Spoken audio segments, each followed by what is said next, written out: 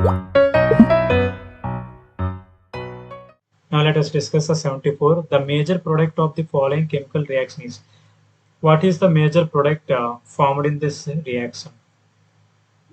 We clearly observe the conditions which favors the anti-Marconic route.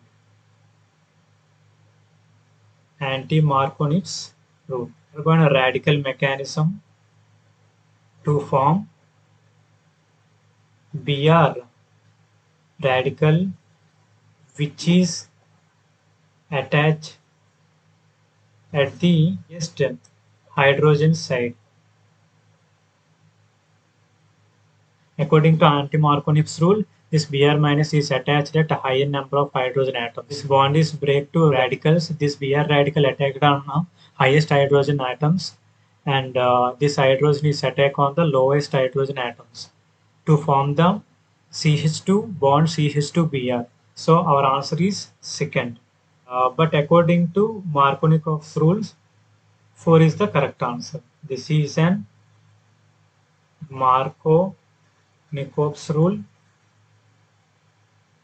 This is according to anti-Marconi's rule.